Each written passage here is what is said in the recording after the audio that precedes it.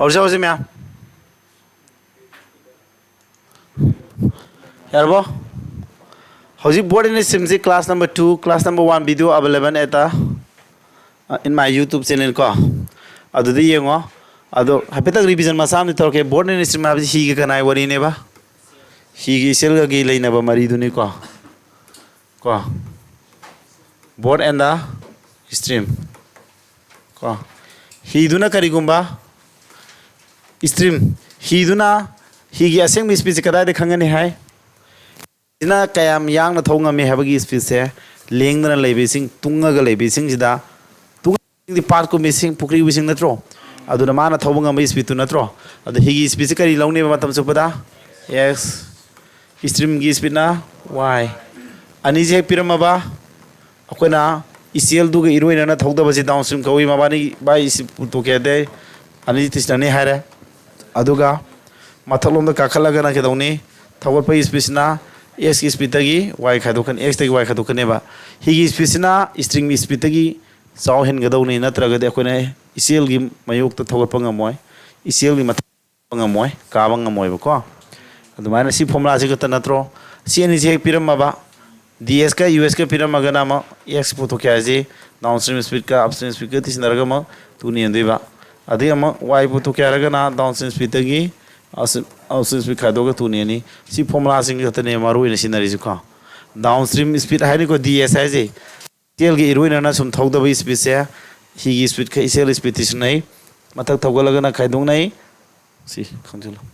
यार क्वेश्चन हो रहा है को तो दे यार बा मैं क्या ताका ब्रोटाइज बा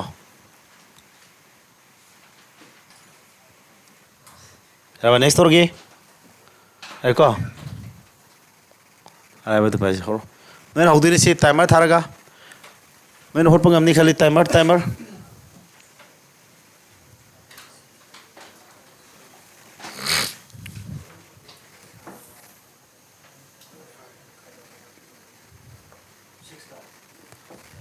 क्या है ना लैब क्लास कंबूगा है ना क्या था नहीं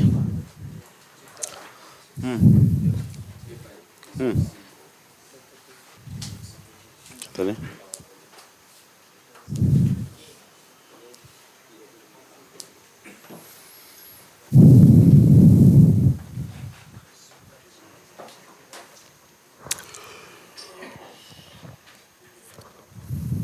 क्या ताने हरो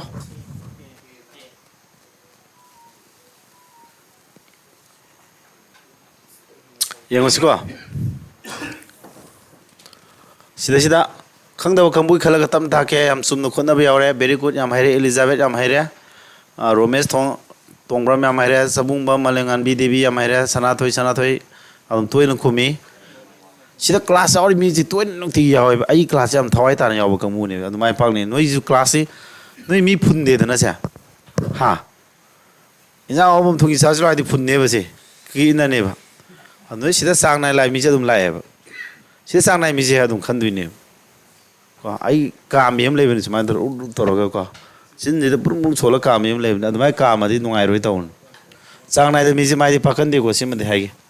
ओजाना साथा द साबसुन होनो बुते अदुना को माय लोय पानिंग या चांगनाय नम ने हायजे हरबा लो हे को खन मने आई समाय तो काम आई पाओ घर तर काम से को हथीबने उनको से प्रकाश ना के दोबा अपस्ट्रीम द क्या इरोइंग में बे स्पीच अपस्ट्रीम मा थोड़ी स्पीच क्या नो मथकलोम द अपस्ट्रीम स्पीड नत्रो अपस्ट्रीम द 32 किलोमीटर पर साले पिरामी से कनाना करी नो से खंगदो पिरानी को माना थौदा बदन क्या नो 44 किलोमीटर पर हंगी से कई ना करे नदी सेल की स्पीच का नाम हो से ले है वाई पुथो नि वाई फॉर्मूला तो कहीं साइ की थोजी कितो जस्ट निसिंगो वाई दी वाई पुथो के दी डाउनस्ट्रीम स्पीड का अपस्ट्रीम स्पीड का तो खदोंग नरगा तू ने हम नत्रो अदु दी डाउनस्ट्रीम क्या no 44 stream speed the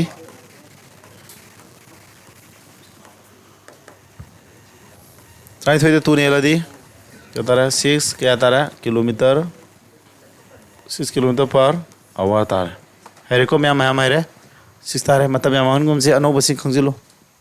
kandaro mai sinjilo kaisulu damni pyramid ji kana na kari no khangjilo si ko si step ta je ke da we hagi question hangaba da kya hangne ba at least ama aduga hangan bai chance ma je sam da 10% da lei ko yam hangan ba chapter din ate ba ko yanda raja CGL oigra MTS oigra amo oigra hangan bagi yamna sangwang ba duguma chapter din ate but question ko hoi aruba type leibudi lei adu yarmi de ayam laigan mani si chapter je duna hang pa ji chance khara di leibini tawde ade yanda ko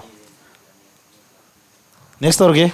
yanda hoi ko se pyramid kanano hangina karino kari formula pani formula jo ay yam ta khibrane formula mati man ni yari na true okay then next question je am try to se timer thage competition kha to na se ko second kya da answer ke ngi ko second ani ahum mari manga taru taret yo second ji da second tara yo ding hang amre tara yo gre kun yo ding hang amre question mun pa do ni han mada e tare second traunga train pan yo live class kam hero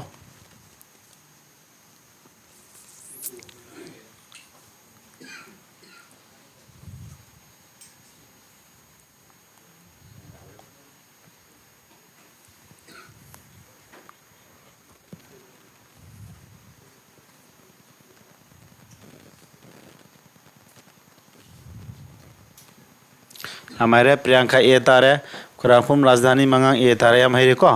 सुम हेरे यम भाई very good यम हेरे रमेश तुंगरम यम हेरे energy खुमद्राम यम हेरे को हम हेरे very good okay है को से क्या तारे बा mine's के नो पिरामिड से कना नो माना रो आदि ही होन मदो अपस्ट्रीम दा सटपगी स्पीड से क्या नो 12 किलोमीटर पर आवर पिरामिड 12 क्या 12 किलोमीटर पर आवर पिरामिड नत्रो अदुगा थौदबगी डाउनस्ट्रीम स्पीड ना क्या पिरम्बा 20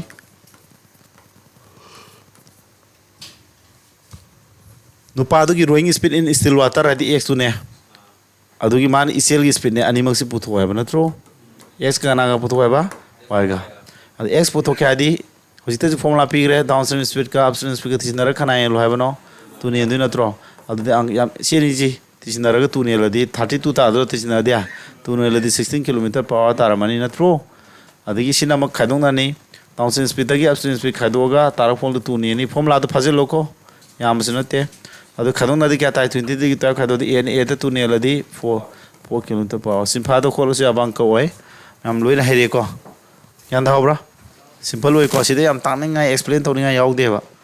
को आई थौइन आराय बखन बजु नते 2024 की हंगीबा नते 23 की ओइदुनि सि 24 दि क्वेश्चन अमत हंगे ngarang ताखरमनि को क्वेश्चन अदु यांग्रबा एग्जाम शिफ्ट तो क्वेश्चन अमत हंगबा हाइबसे चैप्टर जे मरु ओइदि हाबने नन हाय हरबा नेक्स्ट तोरगे यारबा नेक्स्ट तो यारबा हम तकुम से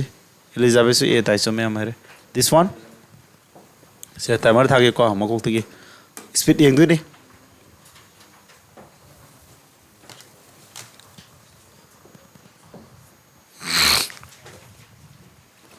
सेकेंड मा फन यावरे हारो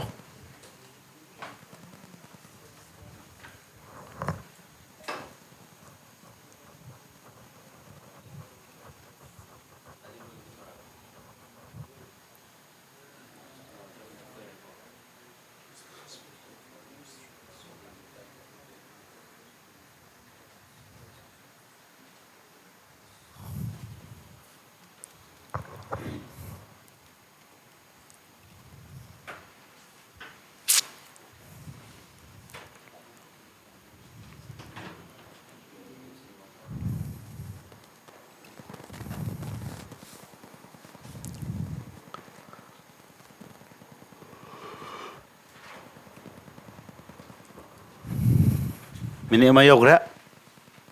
हारो आंसा है ना बे योगरे करीबा लकी प्यारी very good Ninthoujam Elizabeth very good सुमला मन खंदे आंसा है ना रे का वहीदु जो हायरे अथैदि इंजको से पुस मी है ना मिना को आ तो स्वादा थंगे Kari ma hai se kaino 9 se kaino extra wire pyramid se still water satpagi speed pyramid natro 9 se kaino x natro stream na karam specially ba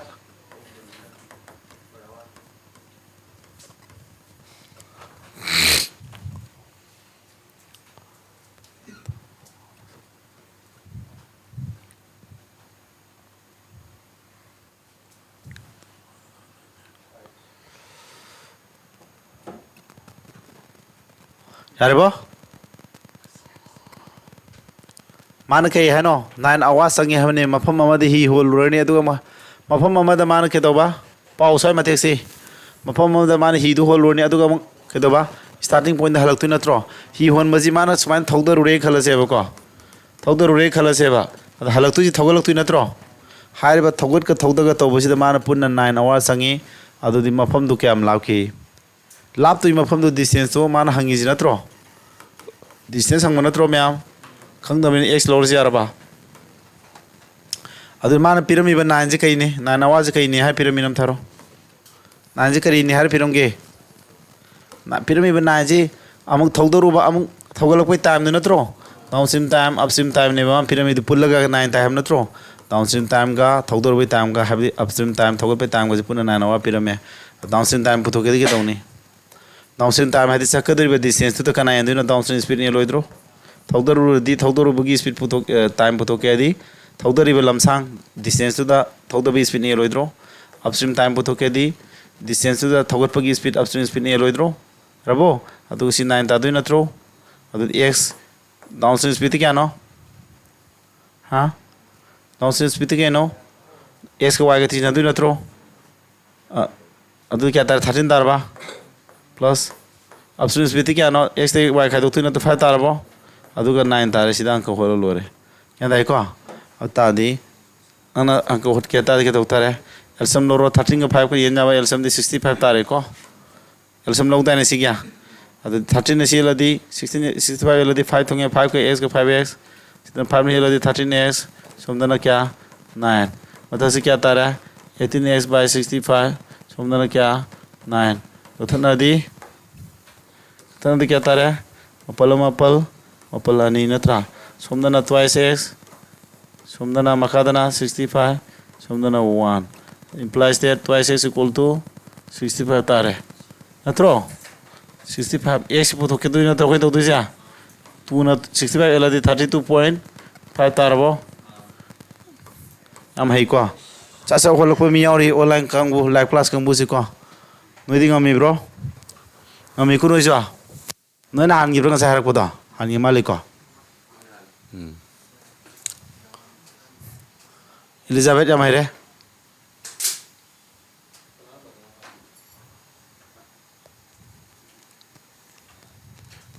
haba hainoro kyan ta hogda ba yaur kai tani sidam munengu sida question hangning ba yaur da bramta hangning bam te yaur da bram majet santos kyan da bro taya okay arjun khumcham arjun ninga sida yawe khumba heri ne very good nga sida yaura ga account hangyam haire very good ma'am next or ge rabo yan dari ko ma'am mayek seng manatro net sapta banatro net sapi sapte mayek sengi seng de quality wang di kamenam piro live class kambu next sim toro se timer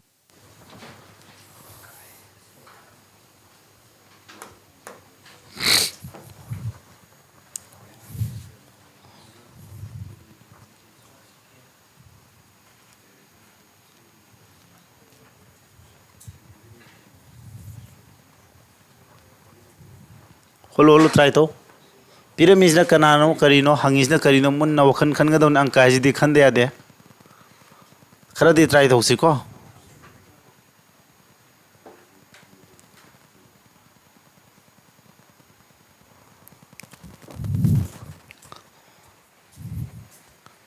skan le pa bro no dia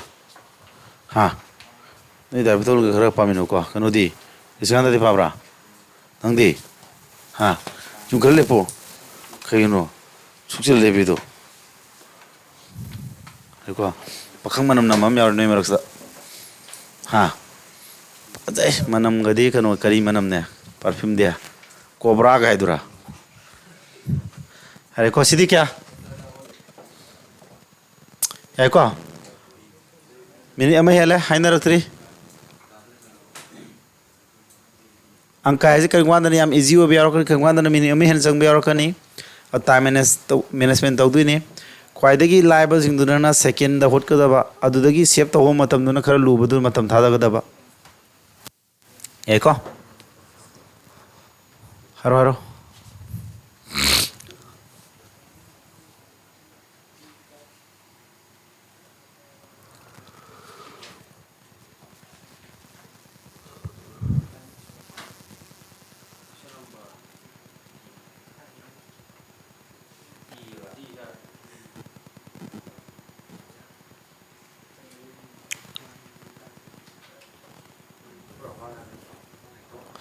यारवा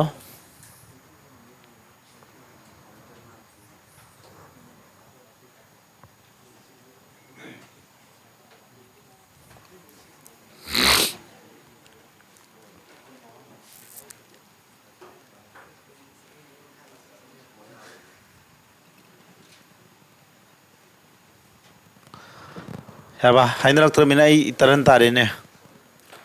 सा explain तोगे समायना माना ने नुपाम ना रो आदि ही होली माइ ही दो 525 metre से क्या दा 525 मीटर लाप से मान के दोबा 250 सेकेंड ना त्रो हाँ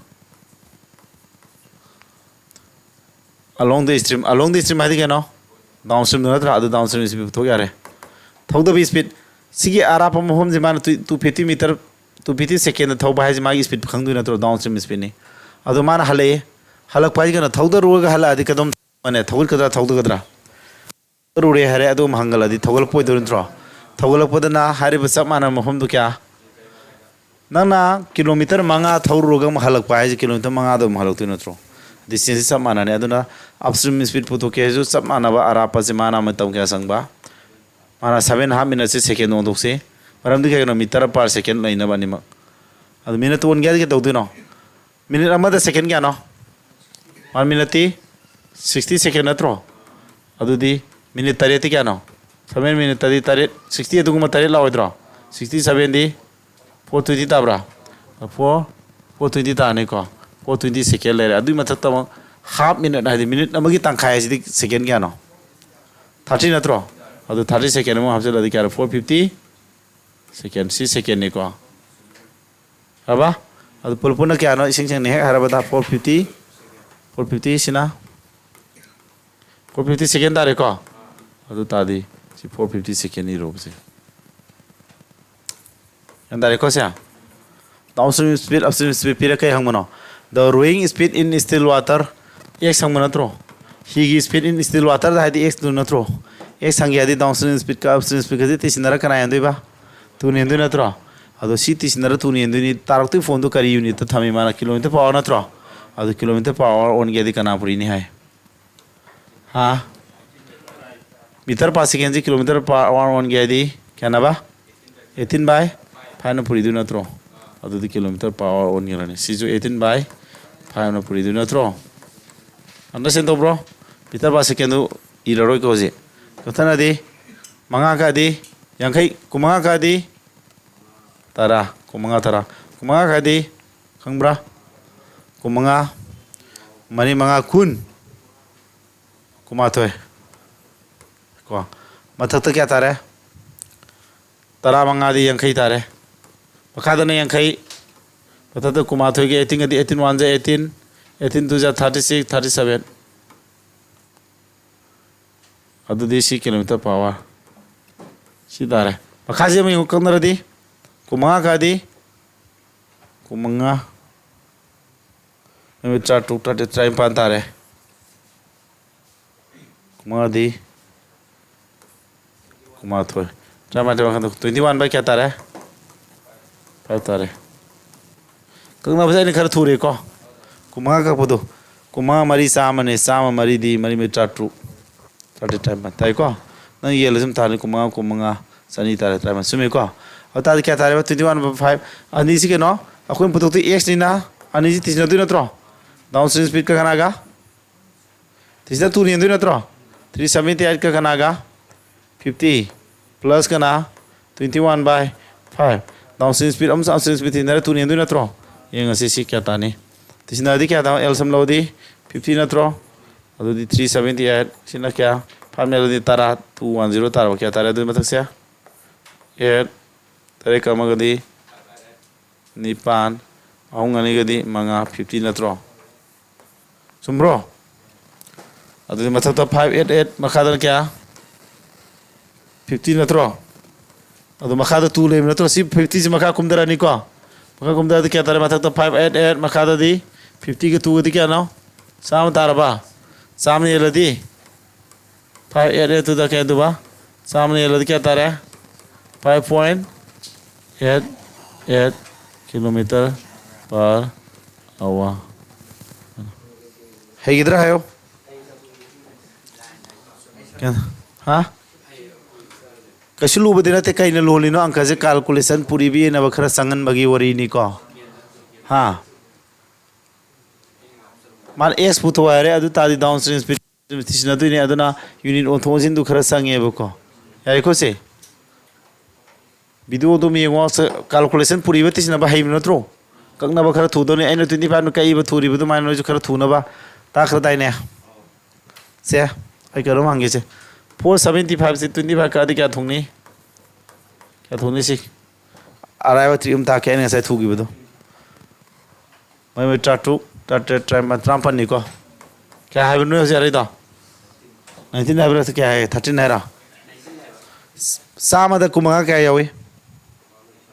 सामद कुमंगा मरी यावद्रा सामद कुमंगा मरी यावे अदुदी समरी ददी कुमंगा सामद कुमंगा मरी दी मरी अदुगुमा समरी अदी साम मरी नत्रो साम ट्रू अदु ट्रांपन अदुना 19 यावे अंडरस्टैंड यंदारे को ककना बुजि समाइन थुगदौने कुमा सुला फादि देन दिस चिम तोसी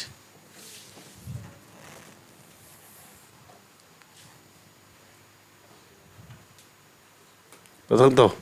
कुराडे क्वेश्चन तागिबने साइ इन ताकबदा नमरोय वानी बेमना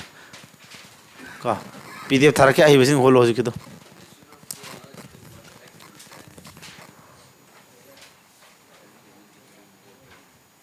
तमा थागियो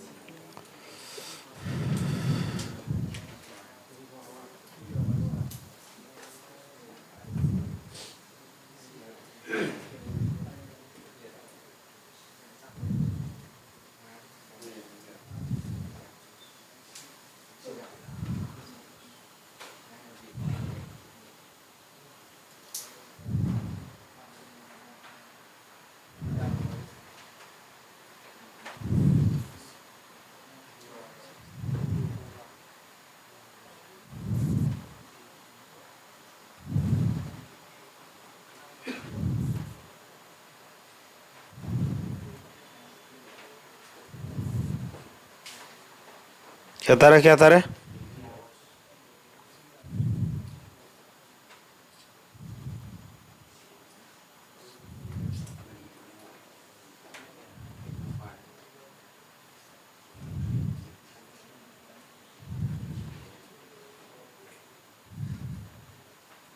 क्या वो itu roda mana nangis क्या no 24 hour hai मैं आऊँगा सुबह माले still water की speed x क्या ना 8 किलोमीटर पर आवर ना थ्रो speed of the stream जी y क्या ना 2 किलोमीटर पर आवर ना थ्रो तो पामा ना मफम मामा दा 90 किलोमीटर है बला पामा हम जी ही हो लोड़े अदु महले ना थ्रो अद हलक पोस 90 थोगी पोस 90 उदी ना थ्रो अदु पुने मतम क्या संगे ना थ्रो अदु डाउनस्ट्रीम टाइम का अपस्ट्रीम टाइम का तो क्या ना है बने ना throw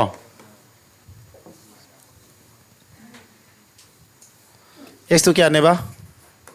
8 kilometre per our y तो क्या नेबा क्या 2 किलोमीटर पर आवर माना डाउनस्ट्रीम टाइम का अपस्ट्रीम टाइम को पुनः क्या नो है बनेबा यार को माना थोड़ी डाउनस्ट्रीम 90 किलोमीटर लाभ हम जमाना डाउनस्ट्रीम तो थोड़ा भी टाइम डाउनस्ट्रीम स्पीड नहीं लो 90 किलोमीटर लाभ हम अपस्ट्रीम तो थोड़ा अपस्ट्रीम की स्पीड नहीं लो अब टाइम क्या नो 90 तो डाउनस्ट्रीम स्पीड क्या नो अनि तीसरा दिन तीन ना तो अपस्ट्रीम स्पीड क्या था नहीं इसके y खानों ना दी 6 किलोमीटर पर आवर ना तो 90 जी का नाम ये लनी 3 डाउनस्ट्रीम स्पीड नहीं लो सॉरी प्लस 90 तो का नाना अपस्ट्रीम स्पीड 60 ये लो क्या था 10 आवर 90 तो 10 ये लदी 9 आवर नहीं 9 आवर प्लस करना 6 ना 90 दिखा दी क्या 15 होंगे 15 का पुनः क्या तारे 24 आवर तारे ये तारे है भाई हम यहाँ सना थोड़ी चुम्मे अदेगी लकी प्यारी चुम्मे यार बात है ज्ञान था उब्रन में इतिशन ज्ञान था रिपा संतोष किधर है मोबाइल पुथो किधर है ये सब हाइजीन मनीला मीना सिंह ना नेक्स्ट क्या है ना सर टाइमर थाजी हम तो यहाँ हम रहे हूँ क्वेश्चन पारो को ही मना speed 30 kilometre per our speed still water था वो x ने ऐसे पिरामिड से को इसेल की y दो 2 नि pyramid how long will it take by the boat to travel 56 kilometer upstream the thawar pada mini क्या संग दे सीधी इरा लाइर फॉलो से क्या संग ने हरो से लाइन हरो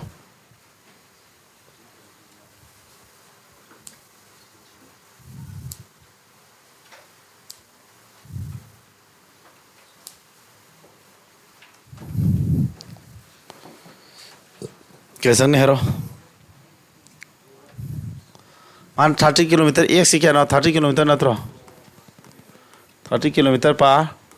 आवर स्टिल वाटर देना इसेल की स्पीड ना 2 किलोमीटर पर आवर ना तो माना 56 किलोमीटर से कदाई तो थोड़ी ना अपस्ट्रीम थोड़ी अपस्ट्रीम की स्पीड नहीं लोई द्रो और संग टाइम तो माँ हंगी से अपस्ट्रीम टाइम हंग मनी में थोड़ पर मतलब क्या संग है दिया अदुदी अपस्ट्रीम स्पीड क्या ना से एस वाई से खतम ना रोई द्रो सीधी 20 तार रोई द्रो और 20 किलोमीटर पर आवर तार ने अपस्ट्रीम स्पीड से सीनी ये दोई अदुदी 56 तो 20 ने ये क्या थोंगे हाँ 2 किलोमीटर 2 आवर तार रोई द्रो किलोमीटर पर आवर नहीं दोई ना 2 आवर तार लाइब्रो लूब्रो सिबो लाई ए हम सुमे रेनाल्जी सुमे मंदो सुमे रोमेश तोंब्रम मुत्ख्रे नोमै कापम लुसी सुमे सबुंगम मलेंगानबी सुमे ब्रिजिट प्रियाम सुमे रोमेश तोंब्रम सुमे वेरी गुड थैदी नेक्स्ट औरगे लाइद्रो ना जिदी स्पीड ता नोंने सुमे जिदी वेरी इजी नी नको मकोंते थागी स्पीड क्या संगे को यो हिमा स्टिल वाटर दा 15 किलोमीटर पर आवर x पिरामिड को स्टिल की स्पीड ना 3 नि y नि पिरामिड how much time will the boat take to cover 6 kilometre upstream से पर हजिक तो सामाने तो थू मीना को बता रो संसा जी क्या ताने हरो होनरो नन ngambale बेने क्या ताए हाँ ये ताबरा वेरी गुड हजिक तो सामाने को ए तारे वहाँ फिर एक्स तो क्या है ना हिगी स्पीड तो कहीं नहीं ना हिगी स्पीड स्टिल वाता तो वो तो कहीं नहीं एक्स क्या नहीं आता तो 15 किलोमीटर पर आवर ना तो अदे मन करी इसी स्पीड ना वाई ना तो ची करी फिर 3 किलोमीटर पर आवर ना तो how much time will the boat take to cover 6 kilometre अब से थोबगी ना अब से थोबदा संग टाइम हांगमने अब से क्या थोदीबा 6 किलोमीटर अब से थोदी मतम क्या संगी अदुदी अपस्ट्रीम स्पीड ने लोइद्रो अदु 6 किलोमीटर सिदा अपस्ट्रीम स्पीड ऐसे वाई खातो 15 ठीक है तो क्या ना 12 किलोमीटर पर awa na yelani adu kya tare adu di 1/2 awa ta adro adu 1/2 awa ji minute olo pungkha ma ji minute di 30 minutes na tro mayam very easy with the bro option number A kyam hainare sana thoi sume 2023 gi ji di question ngakta ko 24 da di question ama den lakhi de ko kari gumba hangan ba chapter oirabra habdi oide du targasu ke doi bai na hacha hangdi hange sometimes ko nangi sip ta sila de do last question ani kala me ko ai uti wala ke nga sai kala majing du no yum du hocho tama thage hi mana 10 km upstream de thore 11 km downstream de thore ara pani ko upstream de na 10 km downstream de 11 km chale punna minute kya sangi ba 52 minutes sang mana tro ha stream की speed क्या ना stream की speed क्या ना stream की speed क्या ना y ना tro then speed of kari boat when going downstream what is the speed of kari boat when going downstream speed पुथो ना tro downstream speed पुथो है बने downstream speed तो क्या ना हम मने यार को अब तानी मान सर्विस के नेबा पुनः टाइम का संगे डाउनस्ट्रीम द सबै टाइम का अपस्ट्रीम सबै टाइम से क्या न पुनः संगे जा 52 मिनट नत्रो अब तादी समार खिदं खरा लुई डाउनस्ट्रीम सबै टाइम पतो कि डाउनस्ट्रीम स्पीड क्या न डिस्टेंस तो 11 किलोमीटर का नायन तारे डाउनस्ट्रीम चली डिस्टेंस क्या न 11 किलोमीटर नत्रो डाउनस्ट्रीम स्पीड ने लो डाउनस्ट्रीम स्पीड क्या न x प्लस करी y नत्रो x ती x ले x खंगदरी को y क्या को अदगी अपस्ट्रीम द मान चली क्या अपस्ट्रीम चली 10 किलोमीटर नत्रो upstream speed x minus y दी 5 अब पुनः 52 मिनट से आवा तो थोके समझी आवा तादुनी को किलोमीटर पर आवा ने अदुन आवा तादु मिनट सी आवा दोन गया दी 16 ने तो आवा तारे समसासु से पुनः अदुदी के तो तारे सियां खजे होलगदी क्वाड्रेटिक क्वेश्चन तारने वेरी डिफिकल्ट क्वाड्रेटिक इक्वेशन ने फॉर्म तौरकनी को अदन अंक से लूनी है को अदन ना लाइन अब होना गया दे हाउ शुड यू डू न के दौनी पुटिंग मेथड फॉलो एक्स अमल लोग से लो होलो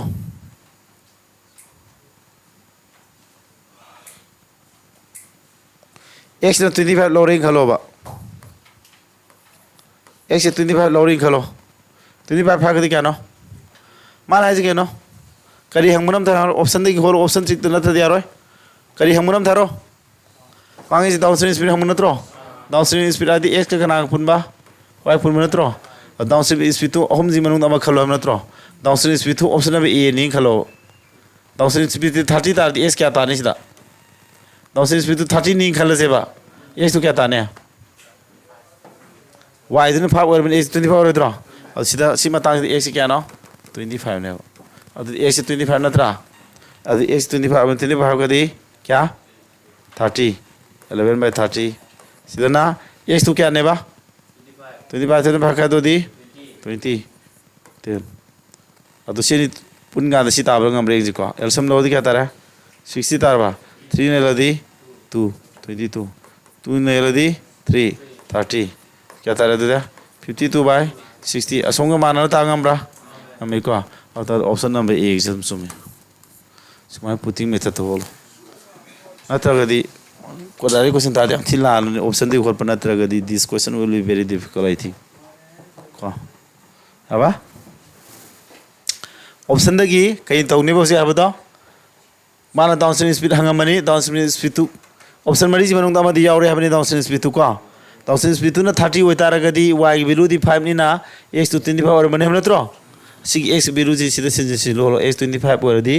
5 का दी 30 तारे 11/30 समदना 25 दी 5 का दी 20 अरे को ऑप्शन नंबर ए गी पुट तो बुद सुमे ए सुमम दरदी बी गिम ट्राई तौर सुम यंग दु नत्रो अदुना बुखरा फै नत्रदि सांगन कुराडे क्वेश्चन में थुगाई बी के तौदना नत्रा अदो अने से काल में क्वेश्चन जिंग दो हाई गी को क्वेश्चन क्या ना तुरेनमा CCLA boat goes upstream and also returns back to the 10 hours. The speed of the boat in still water. Why export to have never? Sikurade question ta ne buko. ꯌꯨꯝꯗ try ꯇꯧꯒꯦ ꯍꯥꯏꯗꯤ ꯌꯥꯔꯦ screenshot ꯂꯧꯁꯤꯜꯂꯣ ꯅꯠꯇ꯭ꯔꯒ ꯚꯤꯗꯤꯑꯣꯗ ꯑꯗꯨꯝ ꯌꯥꯎꯗꯧꯔꯕꯅꯤ number 1ꯗꯨꯅ ꯂꯨꯕ꯭ꯔꯥ ꯌꯦꯡꯉꯣ ꯀꯣ ꯂꯥꯏ ꯍꯌꯦꯡ ꯑꯦꯛꯖꯥꯝꯗꯅꯦ ꯀꯣꯏꯁꯟ ꯆꯥꯕꯤ ꯂꯥꯏ ꯑꯃ ꯂꯩꯕꯅꯦ ꯑꯦꯛꯖꯥꯝ ꯁꯦꯟꯇꯔꯗꯨ ꯀꯣ ꯀꯣꯏꯁꯟꯗꯨ ꯂꯥꯏ ꯈꯔ ꯊꯥꯗꯣꯛꯎ ꯅꯠꯇ꯭ꯔ ꯇꯥꯔꯗꯤ ꯍꯌꯦꯡ ꯐꯦꯜ ꯑꯣꯏꯅꯤꯀꯣ ꯈꯔ ꯊꯥꯗꯣꯛꯎ ꯃꯦꯠꯁꯀꯤꯗꯤ ꯈꯔ ꯊꯥꯗꯣꯛꯎꯀꯣ ꯀꯣꯏꯁꯟ ꯌꯥꯝ ꯍꯩꯕ ꯀꯥꯡꯕꯨꯅ 2-3 ꯊꯥꯗꯣꯛꯑꯣ ꯍꯩꯇꯕ ꯀꯥꯡꯕꯨꯅ 5-6 ꯊꯥꯗꯣꯛ ꯀꯩꯁꯨ ꯀꯥꯏꯗꯦ ꯀꯣ